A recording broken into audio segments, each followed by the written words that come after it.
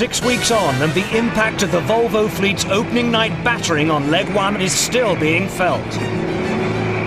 Paul Kayard's Pirates of the Caribbean is hit hard with keel box damage. Now you can see the whole keel box is now a full-on washing machine. Worse, Bauer-Becking's Movistar sustained structural damage. Its bulkheads cracked all around the keel ram shelves.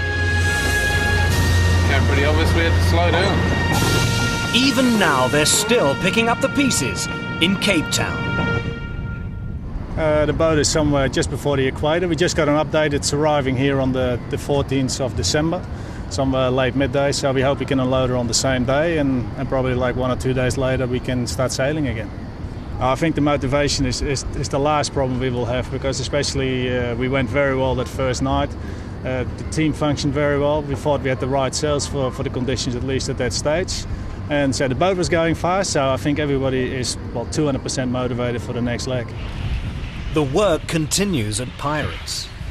Now the boats can go faster than you can allow them to go, so you can launch the boat into disintegration. It'll self-destruct, so you've got to back it off to the point where you're sailing along marginally, but you're not going to kill the boat. Well, you know, we killed our boat, unfortunately. In the keel area, it's a canting keel. In simple terms, on the outside of the boat there's 2 sets of plates, and one set of plates is a moving set of plates which follows the keel. The other set of plates is a fixed set of plates on the outside of the hull, and they are basically fairing plates. The power of the boat pounding along through the water had broken the plates off. So 3 of the plates had broken off, which left a large hole down in here. The fairing plates, you can just see the light on the outside. Well, that's a much bigger hole when those plates aren't there. It's a big hole, and when you're going 35 knots, there's an enormous amount of water coming up into here at great pressure. There wasn't really any question that we could continue the way we were going. And that, accompanied with some structural failures in the front of the boat, gave us the decision that we had to really pull out of the race. For over 150 years, Carlsberg has given millions of people in more than 140 countries something to talk about.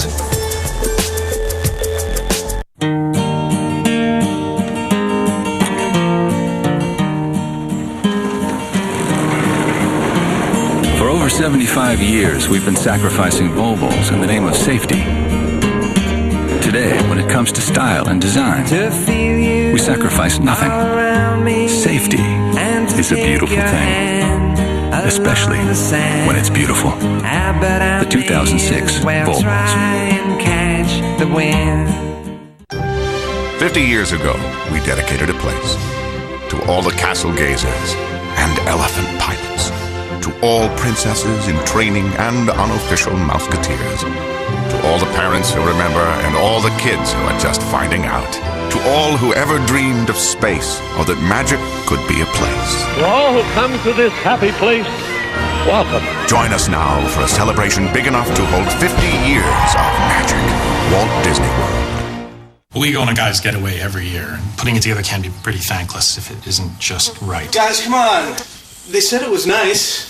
So this year I planned it. I used Expedia.ca. I saw all our options for the trip to Miami. The hotel's got a poolside bar, it's close to the clubs. I even booked an airboat tour of the Everglades. This time it's going to be great. Jeff, you have me in the same room as Positano?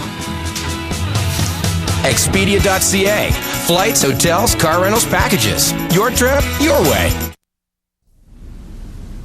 For over 150 years, Carlsberg has given millions of people in more than 140 countries something to talk about. Oh, he put it in! What a move from Beautiful! Let the games begin.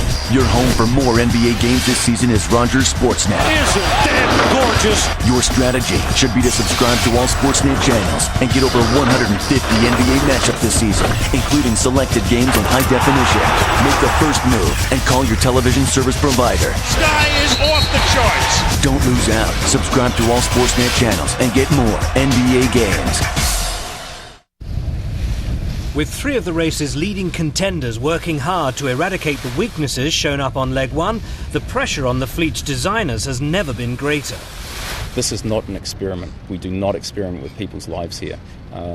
We know these people on the boats. We've, a lot of the people in our office have known them for many years, and we have our own personal friends on board. They in turn have their families and children. It's a dangerous job, and no one on the boat will tell you any different. One man with no such worries, at least at the moment, is the designer of the two ABN AMRO entries, Juan Cumijan, whose boats are fundamentally different from the rest of the fleet. Instead of a narrow design aimed at a more balanced performance across a range of wind speeds, he went for a wider boat with more weight in the keel bulb, optimizing for wind speeds of 12 to 18 knots. Hull shapes are very different in the sense that we have opted to have slightly wider boats in the top sides, a bit narrower in the waterline, and a bit more powerful shapes. A different philosophy that has been known so far. ABN AMRO 1's success in the first leg has earned Cumijan a rare distinction. He's now one of only two designers, other than those of Far Yacht Design, to have won a leg of the Whitbread or Volvo ocean race in the last 20 years. The fact that the boats are slightly different to boats that are designed by the designer and office that have been dominating the world of yacht racing for so many years, it's a bit of a worrying, but I am very confident on the work that we've done. We have had some hints that we might have an edge on the areas that we wanted to have an edge on. So it's a bit less worrying now than before. Prior to leg one, Cumijan's approach indeed looked a gamble. So big a departure, speculates skipper Mike Sanderson, that it might even have unnerved the opposition. We've seen a huge amount of work go on in the fleet while we've been based in San Chencho. You know, we've seen movie star out of the water more than she's been in the water, and I wonder if when they saw the direction we'd gone down with the boat, whether more and more focus went on to the bulb weight, because I think not only have we got the widest boat in the fleet, I think we've probably got the heaviest bulb in the fleet, and the combination of those two just equals straight out horsepower. So I wonder if a little bit of compromising of structural integrity went on in the name of getting more lead on the bulb. You cannot design these boats not to break. You can sit down in a table with the best engineers in the world and ask them to think for 10 days and come up with rules. You're not going to make it. In modern yachting, failures are very much in the hands of the crew. As a designer, I have a huge amount of responsibility as far as the safety of the boats are. But the crew is as responsible to make sure that they need to back down when they need to back down.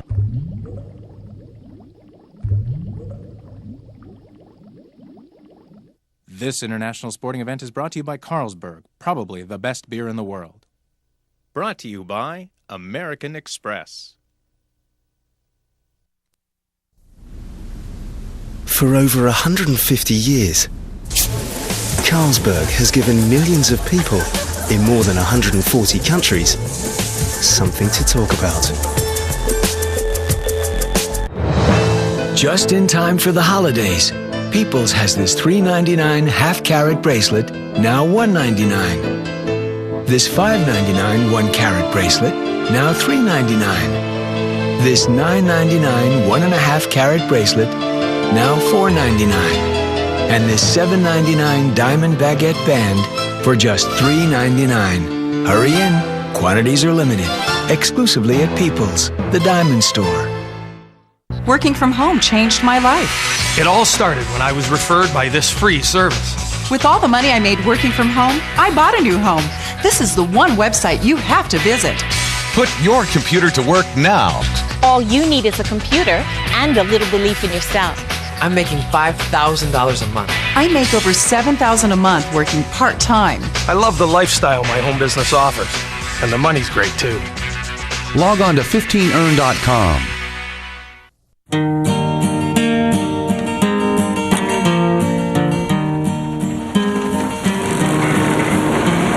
For over 75 years, we've been sacrificing Volvos in the name of safety.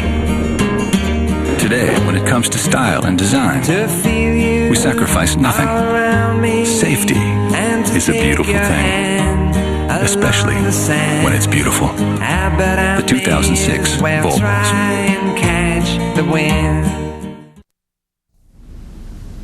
For over 150 years, Carlsberg has given millions of people in more than 140 countries something to talk about.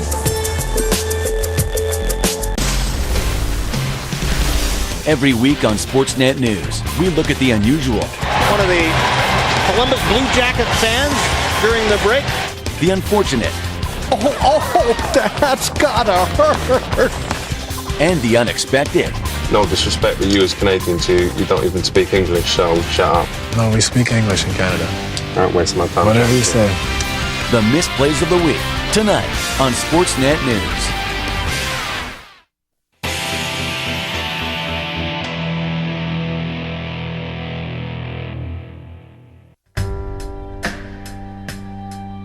In Cape Town, the scenery and seascapes look calm and relaxed enough, but in the race village, controversy is never far away. Following their sacking of Adrian Verhalen at the end of leg one, Brazil 1 has named Dutchman Marcel van Triest as navigator for the next 3 legs, with skipper Torben Grael going on record to explain the rationale for the change.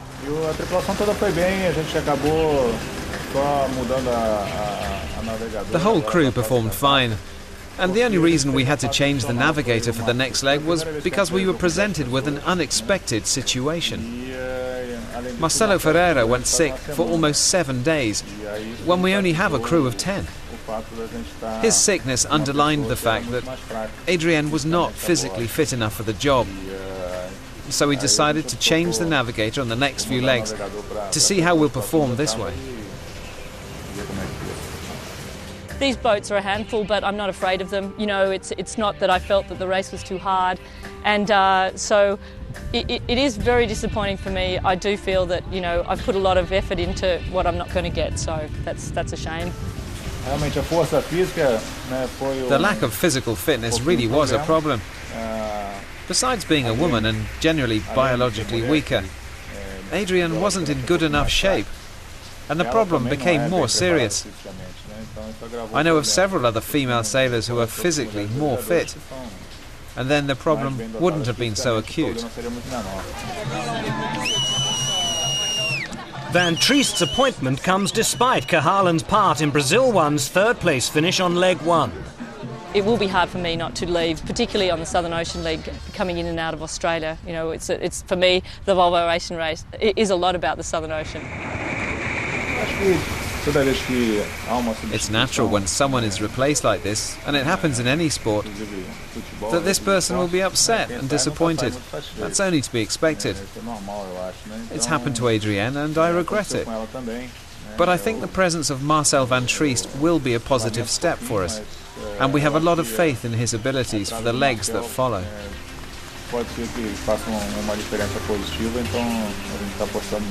There are new appointments elsewhere too. Howdy guys. We've got chairs. What a lovely boardroom it is, eh? Matt, welcome. Thank you very much. Thank you for flying in. Sonergy and friends will also be tackling leg 2 with a new navigator following Campbell Field's return to Australia. Briton Matt Humphreys, a participant in 3 previous round-the-world races, arrives in time for the skipper's leg 1 debrief. Well, welcome to the big-budget yachting world of Premier Challenge, Matt. No, thanks. I mean, I just want to say, I mean, you can get some impressions, what you read on the internet, and if you've been following the race a little bit. But I've come here and I'm quite happy with what I see, and I think it's a pretty bulletproof boat taking the Southern Ocean.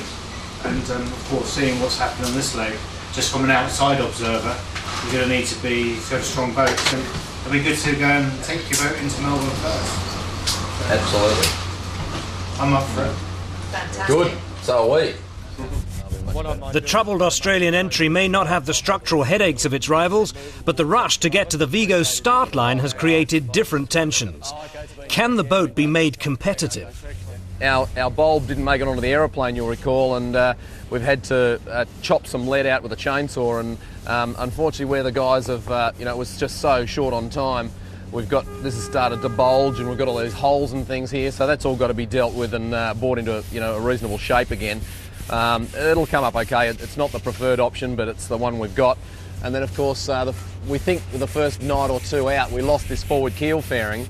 So you can see the amount of drag that's caused by, it's just like towing a bucket through the water. And the noise inside the boat was just deafening. So, it'll be nice to do a few of those little tidy-ups.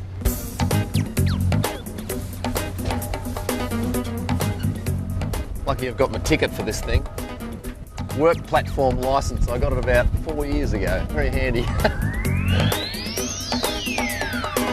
Well, at one stage, Campbell, our navigator, tripped over a rope as he was walking down the back, and he landed with his shoulder into the steering wheel and gave it a nice old bend. As you can see, it's a bit completely out of whack.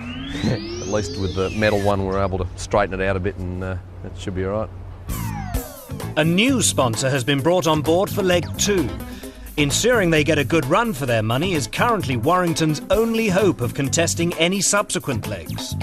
At the moment, that arrangement finishes with the import race in Melbourne. We're hoping that they will get a huge kick out of it, and they'll find some more money to help us continue on to complete the race. But at this stage, we're just focusing on getting to Melbourne in good shape and doing the best job we can.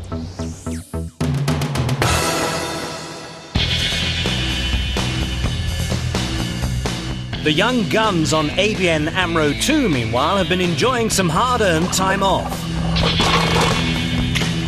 But not for them, the majestic views from the top of Table Mountain or the delights of Cape Town's restaurants. These sailors have bigger fish to fry.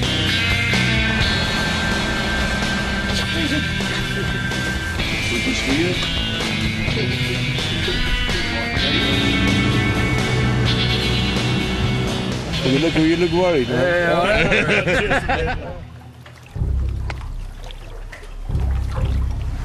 Just being in the cage, not even seeing it, is probably scarier than anything else, That cage is pretty small. When you're 3 guys down and you're going all over the place, there's a shark there. Scary. The only way to avoid attack is then go to swim. Stay away from the sea. Check it out! Line, go, go, go, go, go!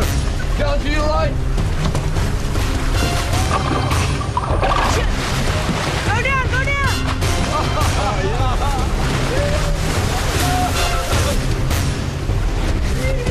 He's big! It's huge!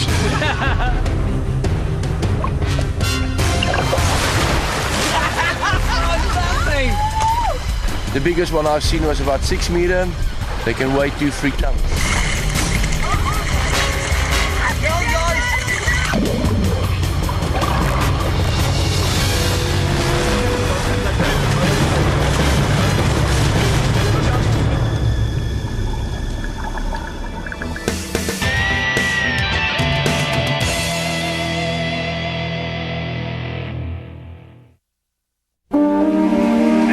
My oldest friend.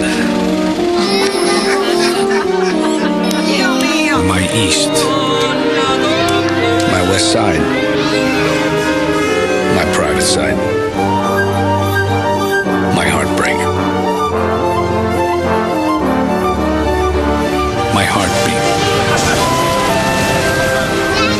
My life happens here. My card is American Express.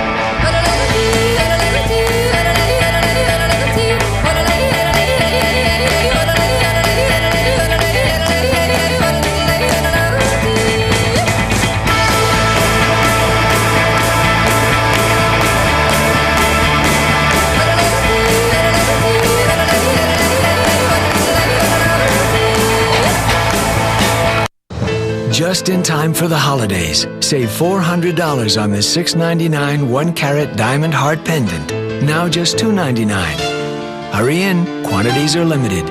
Exclusively at People's, the diamond store.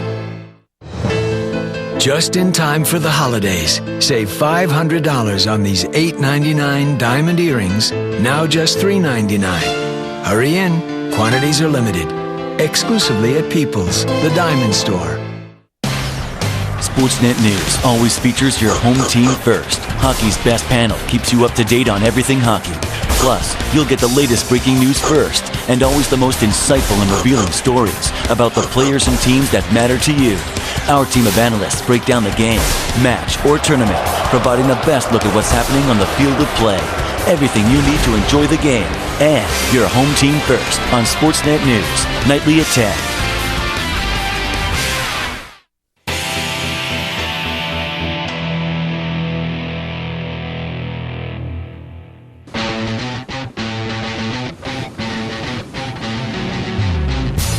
To start a campaign with a win must be the aim of any crew. Certainly Mike Sanderson's on ABN AMRO 1. But in the history of the race round the world, victory on the first leg has a significance that far outweighs the points on offer. Reach Cape Town first, say the record books, and you're halfway there.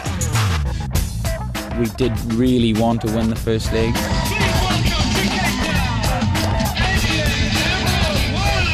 Every boat that's been first into the first leg has gone on to win the Whitbread and the Volvo race. Of course, we're not going to say anything about that here and now, and it's going to change one day or whatever, but I'd much rather be on this side of history than the other side, you know.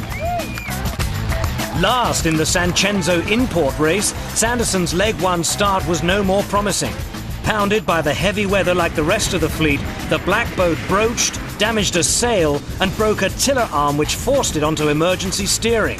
Then, on the second night, it caught fire. What happened is a bolt in the battery box managed to get trapped between a positive terminal and the carbon skin. Next minute we know there's a whole lot of smoke. The problem with a resin fire is you never know if the whole boat's just going to go up. The resin's going to catch on fire, and next minute you've got a major on your hands. Suddenly we let off this fire extinguisher, there's this massive white dust, and it all settled, and you can just see everyone's eyes looking again, and everyone's just covered in this white, grey stuff, just covered. And there's quite a lot of salt water and stuff downstairs, so it was in between white dust and now this lovely white mud through the whole boat. So I was like, where is this going to end? It's just, we've got a broken tiller down the back, we've got a trashed sail in the boot, now we've got this white mud all through the boat, and with no electronics. It's like, this is day 2 of the Volvo race. We're not going to make it to 20 days. The hits just keep on coming. Once we put the fire out, we thought, well, that's it, we've got away with that, and went back to the nav station, and everything's fried. And we lifted up the panel to the nav station, and behind is just this melted mass of wire. But to have someone like Stan Honey on board, the guy's licensed to repair military radar, so it was just a walk in the park. Stan was the man, no doubt about it. Some 150 miles ahead of Fernando de Noronha, the first scoring gate, the boat's dive south began smoothly enough. Then a high-pressure system moved in, the opposition caught up in the shape of Brazil 1 and ABN AMRO 2, and the run into Cape Town proved anything but plain sailing. We sailed into a ridge of high pressure, which we had not one option of going anywhere else.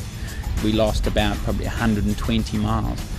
Now, if you talk to the meteorologist, whether it would be any of the team's meteorologists, there was much more chance that 150-mile lead was going to turn into a 1,000-mile lead than it was a 40-mile loss, Even after finding the record-setting conditions they hoped would see them home, Sanderson's crew still had to resist a determined effort from their sister boat. Talk about stress. Stress was having the two boats battling it out for the 24-hour record, and at times I'm just going, what are we doing? We've got a 300-mile lead on the next boat. We're 1-2 in the Volvo Ocean race in the first leg, and here we are averaging 23 knots having a crack at the 24-hour record, So that was stressful. Hey, I just thought you might like to know that we've just broken the 24-hour record. Even with the 546-mile record-setting run in the bag, the skipper's worries weren't over. 500 miles out, more light winds were threatening to slash his lead at the finish to just an hour and a half over the junior boat. The way we approached that was, we said, okay guys, this thing's going to be over in 36 hours. We've got 5 weeks in Cape Town where we can either be saying, well, what if, or we can be saying, okay, we gave it everything we possibly could.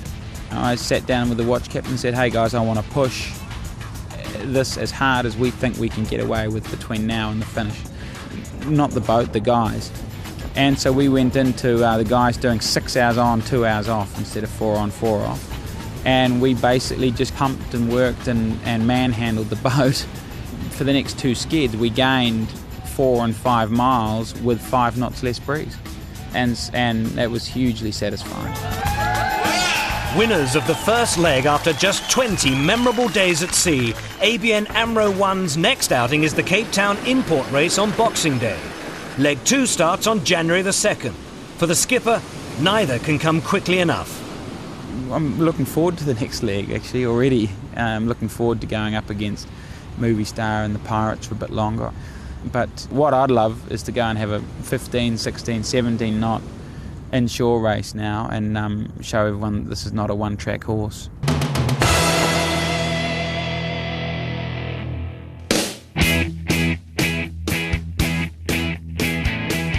This looks like us. Romantic dinner for 2. Mr. Braidwood? Mrs. Braidwood? It's been a while since Ericsson crewman Richard Mason and Tom Braidwood had anything to chew on but their toothbrush. Thank you. What's it going to be, mate? Won't be anything from the sea, that's all I can tell you. After some 22 days of freeze-dried food, the first proper meal ashore is one to savour. Cheers, yeah, good health, Tomo. Here's the free lunches. Menu options aboard the Volvo fleet are surprisingly varied. It's just the food's consistency and cooking instructions that never change. Just add water. Right, let's eat.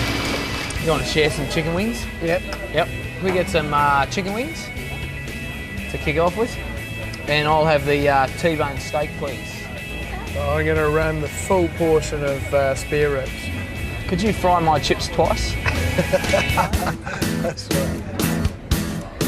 Well, it tastes right, doesn't it? I missed that. Here she comes, mate. Oh, you beauty, look at that. Crikey. That is a T-bone steak, mate. That is a serious bit of cow. Want some salad, mate? You haven't had any salad out there? No. Come on, boy. I got veggies, I got potatoes. What do you miss most out there when you're eating, mate? Meat pie. Meat pie. Steak and cheese? Yep. I love a meat pie. It's just nice to eat something that's got a bit of different texture to it. I love chips. Food, beer and my chickie babe. Very nice to see the girls, mate. That's the thing I look forward to most is when you get in is looking for the sorts on the dock, you know, and grabbing them and giving them a big hug. And then they pull back because you stink. You stink when you're coming in here. It's awesome seeing Georgina. She's just like a little cuddly bear. She wouldn't let go for hours. It was fantastic. It's such a big contrast from hanging around with 10 smelly blokes to all of a sudden 3 hours later you find yourself with your family again. Oh, bloody good. The old stomach's shrunk a bit. I have to get my stomach back to its old standard.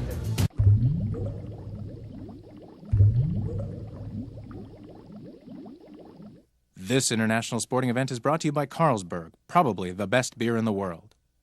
Brought to you by American Express.